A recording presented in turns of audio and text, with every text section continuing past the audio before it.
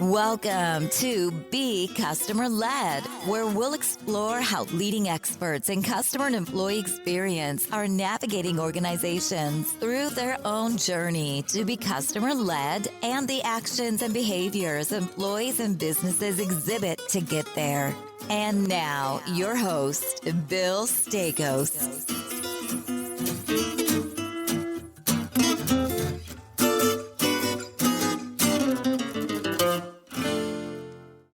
Hey, everybody. Welcome back to another week of Be Customer Led.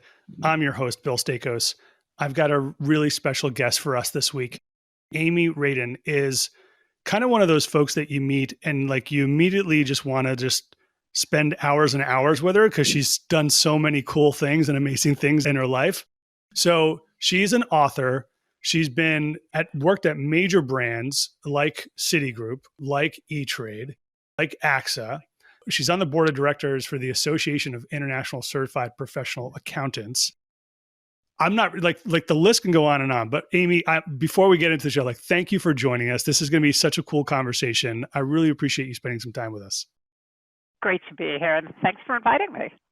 Absolutely. Absolutely. So the thing that we're going to really talk about today, folks, which is a really important topic, and a lot of the listeners on this of this show are really interested in how do we get customer experience, not only sort of having it discussed at the CEO or maybe even at the founder level, but even at the board member level, so in the boardroom. But before we get into that topic, Amy, can you share just your background? You've gone through this amazing journey, have worked at very, very senior levels, obviously, and at very large organizations. So tell our listeners a little bit about that journey, because I know they'd love to hear it. Well, I'll hit the high points because a lot of stops along the way. But the first chapter of my career, I was worked for American Express as a direct marketer. Getting the mail out the door, and it was a fabulous place to be because it was in the days. American Express has always been a customer-led company and knew about customer experience before that was even a buzzword.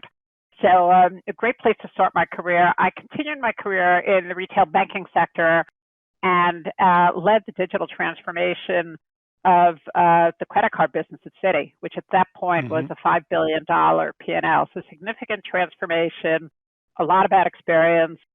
Ended up becoming Citi's first chief innovation officer and left there during the financial crisis.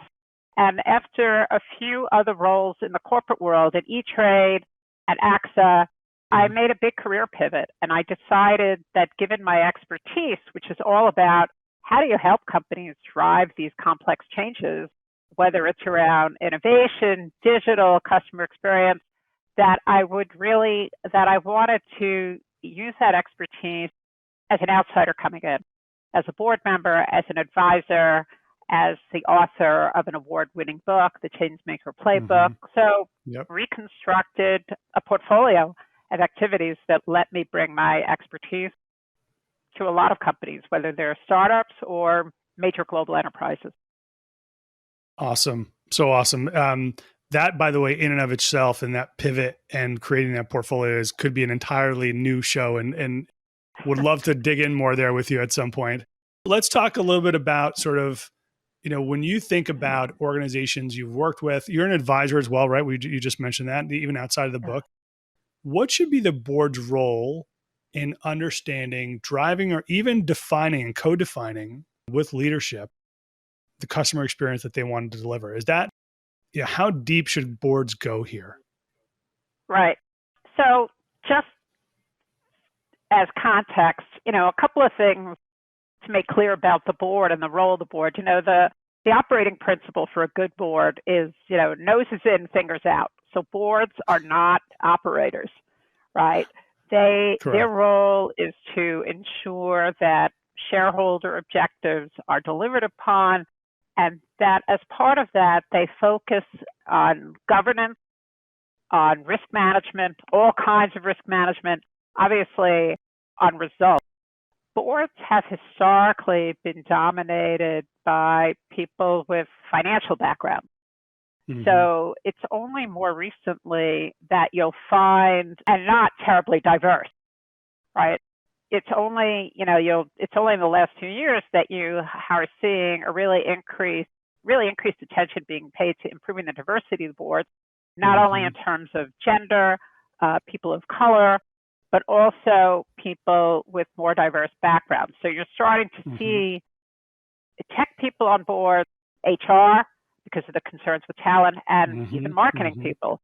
So you have to keep in mind sort of the role of the board, what they are there to do, and who's in the room when you're thinking about customer experience.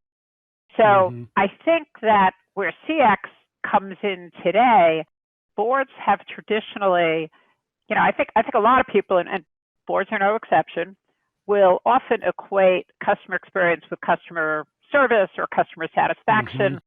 So even in the most well-run company, you'll find that what boards are hearing about in the dashboard, in the metrics that are reported to them, they'll get an NPS score, or they'll get a customer satisfaction score.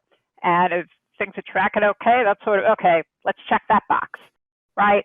And the conversation often doesn't go deeper. I think I've certainly seen situations, boards will generally have some kind of an annual strategy meeting. At least with, the CEO will chair. And at that conversation, there may be more of a deep dive if the CEO puts it on the agenda, puts a customer question on the agenda.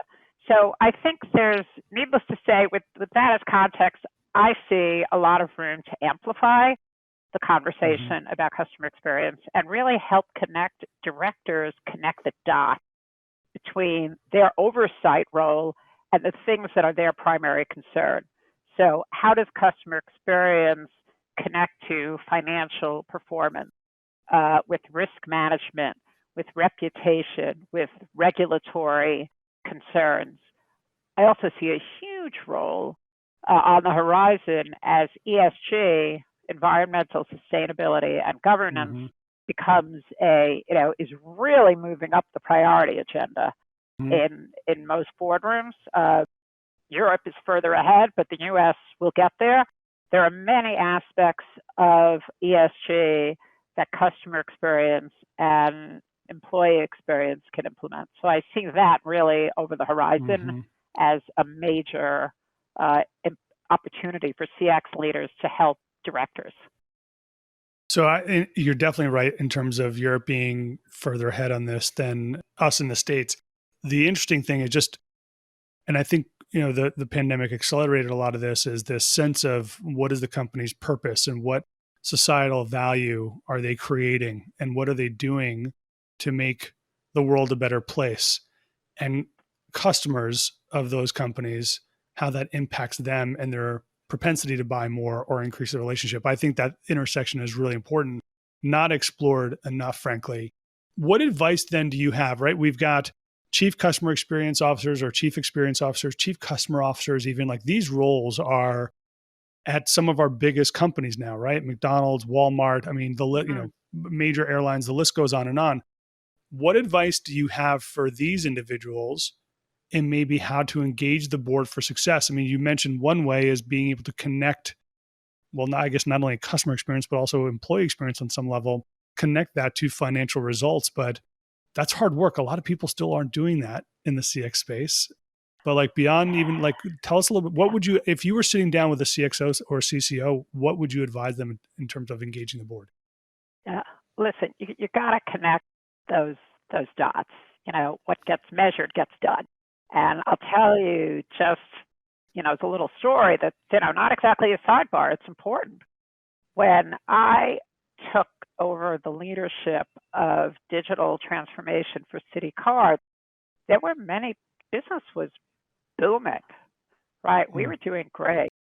But the CEO saw on the horizon, it was very obvious that we were losing ground in digital. And so much of that is experience. There was a lot of skepticism about whether we had to, really do anything. And this was back in 2000, 2001. So you got to you really got to turn the pages back and think about, there were people scratching their heads and saying like, well, why do we need to do this? Things are fine. And what put us on the map, what really started to get us traction was my team built an incredibly close partnership with our decision analytics and risk management team, all the people who we needed to help us build, create, test, and learn situations where we can actually measure and understand the impact. If you do this, that is what will happen to the levers of the P&L and the balance sheet that the CFO and the CEO and ultimately shareholders care about. And it feels grueling, but it's inevitable if you want to really get attention and get the resources that you deserve. So make that investment. Don't stop deferring it. It is possible. So that's one thing. I think the other thing is, you got to start thinking about the board as your customer. So the reason I started this conversation, setting the context is, as a marketer, when I'm trying to accomplish a goal, I always think about, okay, well, who's my audience and what's their mindset? What are their needs? It's no different from the board. So you've got to understand what their goals are, what they're there to accomplish, what their role is, what are their needs, how do they operate? So make the effort to educate yourself on the role of a board and how they operate. Then think about how you can add value to solving their challenges and help them address some of their problems. So as I said, I see opportunities in risk mitigation, growth. I don't know too many companies that aren't thinking about, growth, and they're under pressure to figure out how they're going to keep up with marketplace expectations. CX can bring a lot of value to that. So I think there's just almost endless opportunity. Start by understanding the board as your customer and what are their needs. You've got to have the CEO support, right? The CEO controls the boardroom agenda. And so you're going to want to have the discussion with your CEO to understand what connections they see might exist to the board agenda, or to start to influence that conversation if you think it's there. I just had a situation where I was working with a team that conducted a customer experience capabilities assessment for a major bank in the United Kingdom, and the work ended up being presented to the board.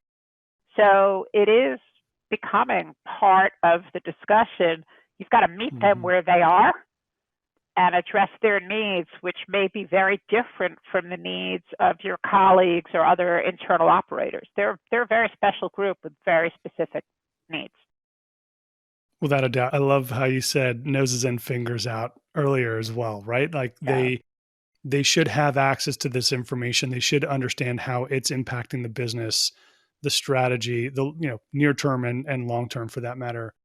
So important. And your point around just buy-in from the CEO is absolutely critical. I mean, so much of the work around customer and employee experience is top down and bottoms up. And that's such a critical player in that. Yeah. If we can kind of flip that. I'll just say one other thing. Boards, board members, meet on extremely tight agendas, right? And they manage their time in the boardroom very carefully. So whatever you take to the board has to be incredibly concise and on point. They're not going to listen to a 2-hour session on customer experience. That's right. It's going to be 30 minutes. And so you've got to really hit the nail on the head in a way that they say, wow, this is really important to my responsibility as a director. I want to know more about this. In a former life, Amy, I had a wish of bringing the board together and getting them into a design session, a design thinking session, actually, and watching just as observers and watching and having them observe how to use design thinking to solve problems, whether big or small in the business. We never got there, but that was one of my goals, is to be able to, we were successful in some ways, but that was sort of like the next thing for the next year, is to be able to do that. It would have been a lot of fun. I think eye-opening too for a lot of them. So. Yeah, and you will find board members who have an interest in going further. A good board member will take the time to really learn how the business operates. They may go on a listening tour as part of their onboarding. And so you'll see once and that's another question to ask your CEO. Who on the board do you think would be interested in this topic? And could I have a quick one-to-one conversation with them to get their opinion? And if you've got a good relationship with the CEO and they see the value of what you're doing, they might make that introduction. And that could be Absolutely very helpful to sort of scope out what's going on in the boardroom. great advice. Great advice. Amy, if we turn around maybe the question, are there a couple things that perhaps boards or CEOs/founders need to get ahead of in terms of customer or employee experience over the next, let's say, 12 to 24 months or so? Yeah. You mentioned ESG as a big one, obviously, but curious to see if there's any others on that list. Yeah, well, I'd go back to ESG because I think that is a big one. And I think the place to start, because ESG right now is kind of this big monster, right? ESG, and especially in the US, what's getting the most attention is climate, where I think that, the E part, but the S and the G are really important. So where I would start is, if you're not already familiar with them, just look up the United Nations SDGs, the Sustainable Development Goals. You can easily find a ton of content on the SDGs just by doing a quick search. And if you go down the list, there are 17 of these SDGs that relate to ESG. Sorry for the alphabet soup.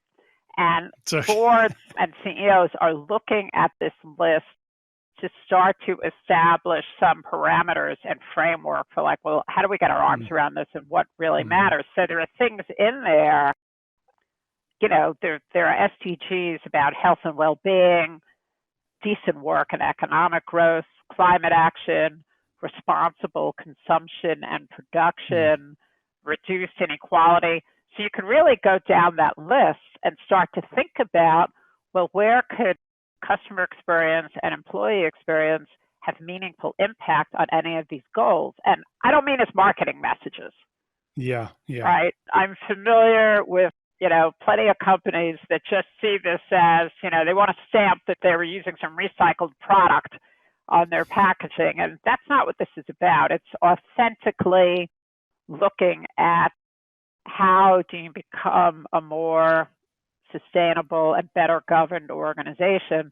And so you just have to start to think about where can you have meaningful impact, and then start to socialize ideas with colleagues and influencers to pursue hypotheses and start testing and learning. But see if you can find some hooks that influencers and leaders in the organization also think are important, so you can get some traction. And, there are plenty of companies that are still thinking about this as messaging opportunities. I think that's going to stop. Those companies will get exposed for, greenwashing. But just dig into those SDGs and see where the connections are to your business's priorities. Why do you think maybe it's still a little bit of more of a marketing agenda today versus companies really saying this is a meaningful and important part of this organization? I don't want to generalize. There are a lot of companies that do. Yeah, there are a lot of companies that are doing great work. Yeah, absolutely. Why do you think, though, that some are still maybe trying to figure it out? Is it just because it's really hard, or is it just because they don't have time to think about it and maybe don't have mechanisms internally to think about it? What's your kind of perspective there? I think it's sort of all of the above. And I think, look, as I said before, what gets measured gets done.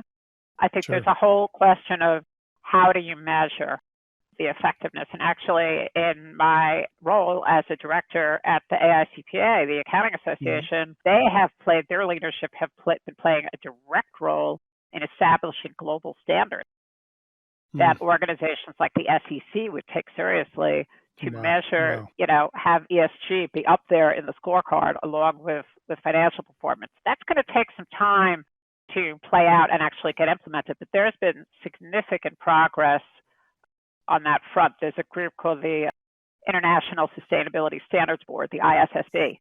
So if you want to know more about what's going on there, just look up the ISSB and you'll see there's traction. So I think that's one issue. I think the other issue, it is hard work and it's going to require transformation. And so that's hard. Organizations probably lack the skills and capabilities. It's just like thinking back 20 years ago to when, nobody knew about digital, but they thought it was important. Yeah. It's like, how do you actually get going?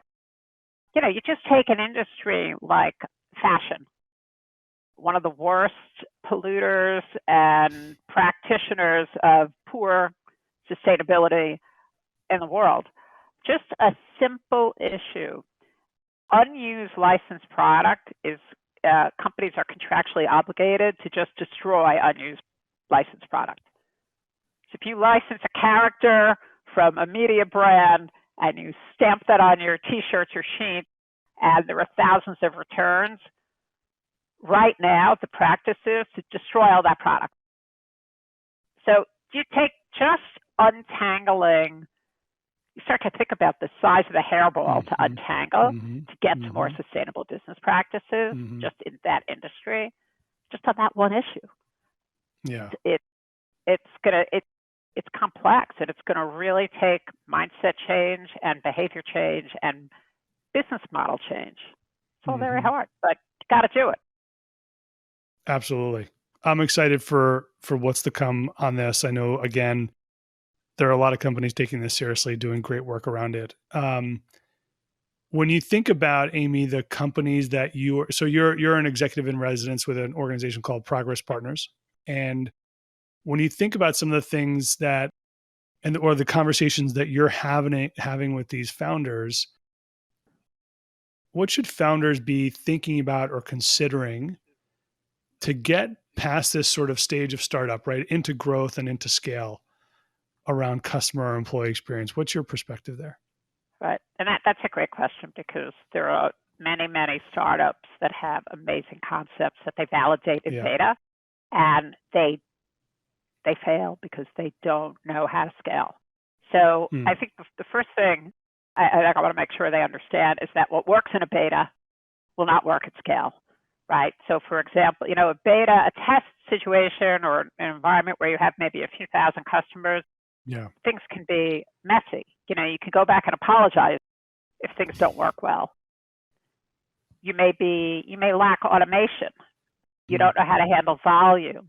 The team that may have been brilliant at testing and validating may lack the skills required to deliver industrial strength.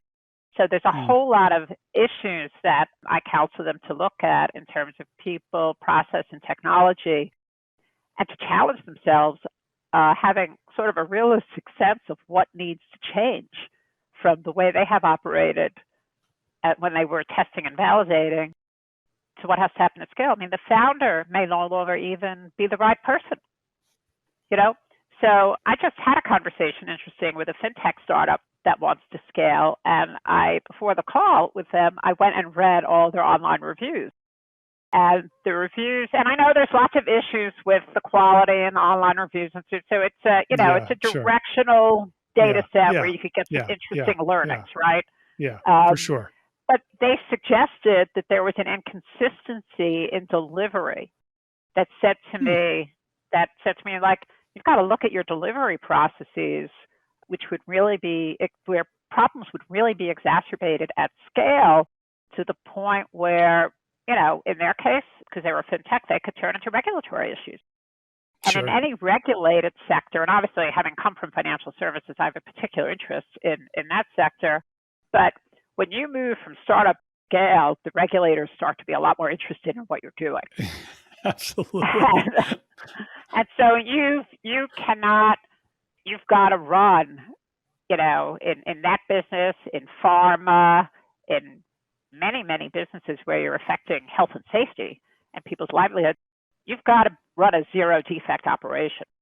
You've got to really understand your customer experience and your infrastructure, everything about how you operate to make that leap. So that's really what the conversation is about. Interesting. Do you think a lot of startups are paying a lot of attention to feedback directly from customers, or is that sort of a blind spot because they're so busy on the product and getting it to a place where they want to be, get it out there as quickly as possible and iterate, et cetera? Do you think that more organizations or more startups, I should say, should pay closer attention to sort of the multiple signals that are out there Yeah, I from mean, a customer? So I see a range. I know of one startup where a routine part of the executive meeting agenda is to read customer letters. They are brought into and I think that's fantastic. Absolutely. I've seen other startups where, or, smaller companies where the most of the interaction with customers is around trying to sell them something. And I think you need to create space for the broader conversation about, like, how are you doing? What are your bigger challenges? How's it going? And then I've seen other companies, and what's impressive about startups, big enterprises could really learn is, startups don't have the budget for fancy market research studies. Yeah. Right? Or to license, automated tools necessarily to help them. So they have to be out talking to customers. And I find the better CEOs are doing that. They're making the round. And so I think, you see a range of practices. I'm willing to bet there's a real correlation between the startups that are talking and listening to their customers, not just in a sales call, but really earnestly and authentically interested in knowing what's going on for them, are the ones that go the distance. But they can teach a lot to big companies where, oftentimes there's not enough customer-facing engagement outside of the sales process. Interesting. Yeah, that's such good advice. I do some work with an organization in a similar. I'm not a executive in residence, but I have done some mentoring for startups. And one of the things that I've talked to a number of startups about is, how are you getting? What mechanisms are you creating? And they don't have to be expensive ones, obviously, but what mechanisms are you creating where that voice of the employee or that voice of the customer is coming into the founder and that inner circle, and they're creating space to talk about what they're hearing, and really, eyes wide open kind of conversations too.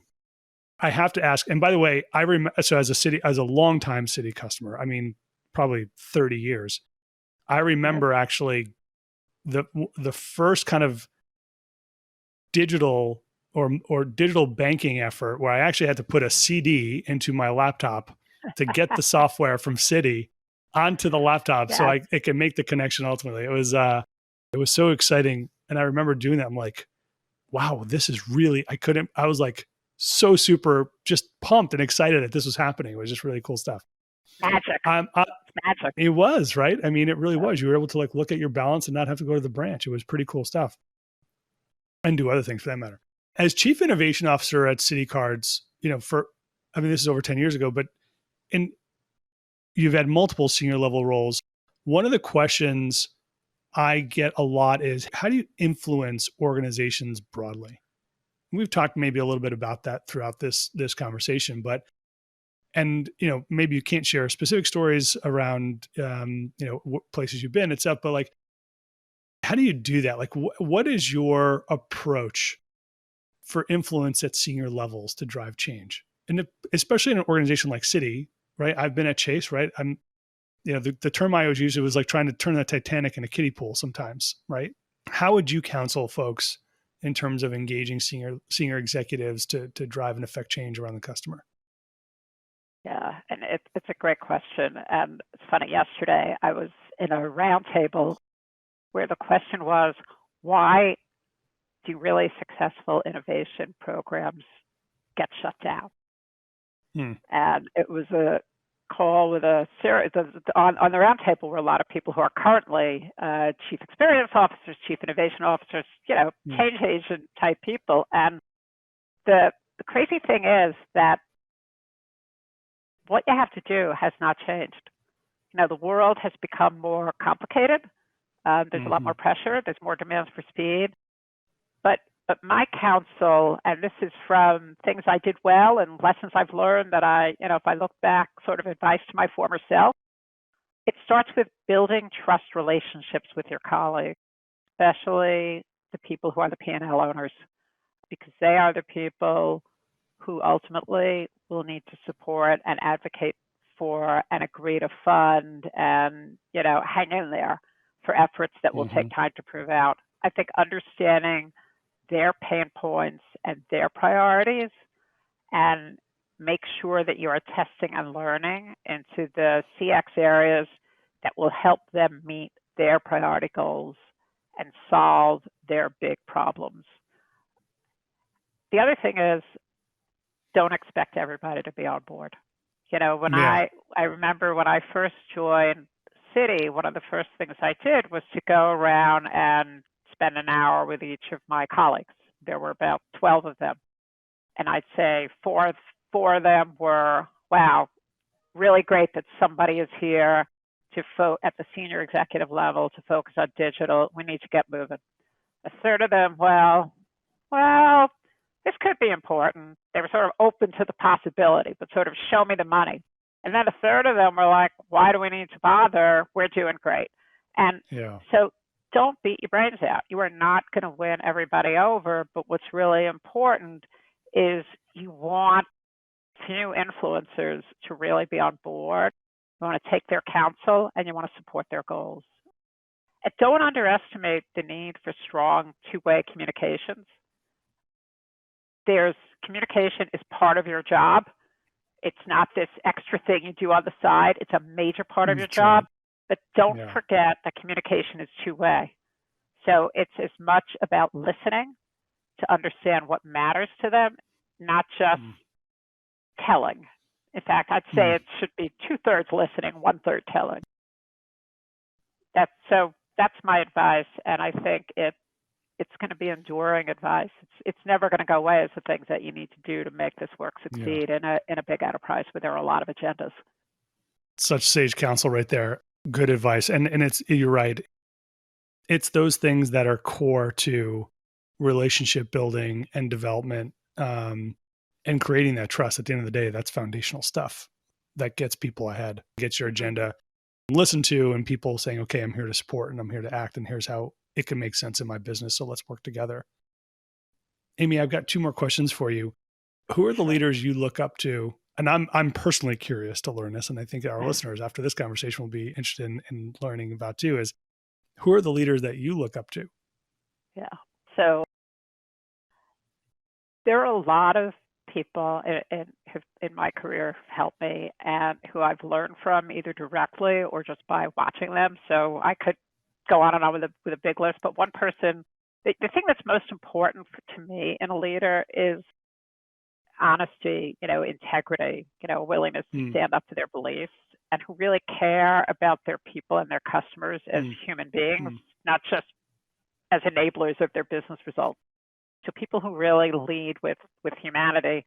So someone I've known more recently from afar, but for a very long time, who I put very high on that list is Ken Chenault, who I saw rise in the ranks from being, an inside office guy at American Express to the CEO. And I got to work, with him for a long time. The thing that I put out about Ken and why I think he's so amazing is he's someone who really does walk the talk and could have made different choices. So he always had time for people, irrespective of their level. I mean, it's a guy who, even when he was CEO, stopped to say hi to the people vacuuming the lobby, when he came into American Express Tower. And these days, who last year did not stand for re-election on the board of Facebook reportedly over disagreements with Zuckerberg over governance. And so I would, read into that, he saw what was happening, and that's not his cup of tea to be part of what's going on there. And there's a lot of controversy now about Facebook/Meta. Sure. And who's dedicated himself now to addressing racism and diversity issues as part of and in addition to his business pursuits. So using his role as a private equity executive now as leverage, but also outside of his day job is also speaking out. And so I just think he recognizes that he can have an impact, but he was always this way throughout his career. And so I think that's really, he's a really exceptional person. I agree. So I was with Amex for a short time during the Ken Chenault days. And he came into the elevator. We're the only two in the elevator. And I'm a young professional. I'm literally just shaking in my shoes like, here's the CEO. And he reaches out his hand and he says, "Hi, I'm Ken Chenault. What's your name?" Right. I mean, it blew my mind. And I'm like, "My name's Bill Staikos." He's like, "Well, where do you work? What do you do?" In his very nice kind of, soft tone and gentle way. And, describe, he goes, "What you're doing is so important. And here's why." And I was like, the CEO knows what I do, and he just connected it with the importance of the entire company. But you're right, he did that with everyone. There have been other CEOs that I've sat next to on a plane, have shared an elevator ride with. Not one of them has done that since. So I absolutely, totally agree with you on Ken. And everybody called him Ken in the company. No one called, right? Like that was, so such a great role model for so many. And with my Amex network, when people bring up Ken, everybody knows who we're talking about. Everybody knows. Everybody knows. Yeah. So he's an amazing individual. Before we wrap up, one more question. Where do you go for inspiration, Amy? So definitely my 3 children. We have two adult children and a teenager. They keep me young.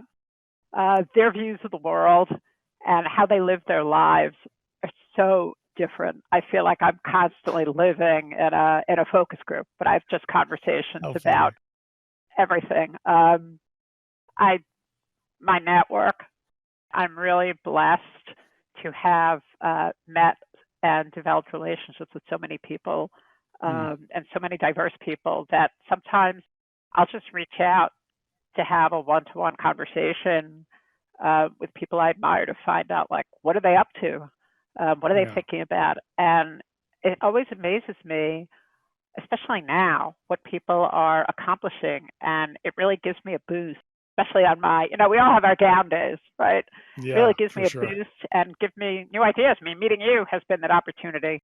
Or I'll just, when the weather's good, go to the beach, get out of anything that gets me out of my environment, which with COVID has been particularly difficult, but just get out.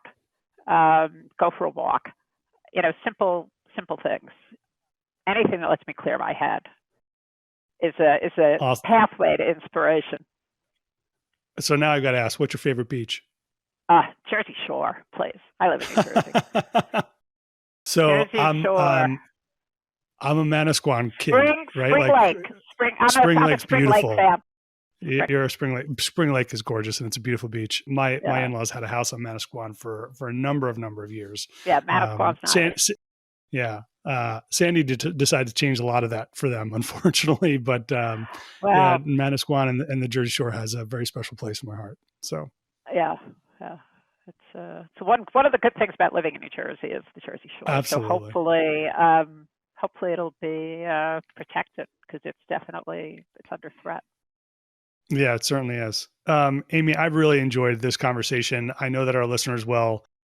Insanely important topics we've covered today. Thank you again for your time, for the gift of your time. And I hope to have you another time. And I'm looking forward to continuing the conversation now that we know each other. I hope this isn't our last convo. I don't think it's going to be, but I'm looking forward to the next one for sure.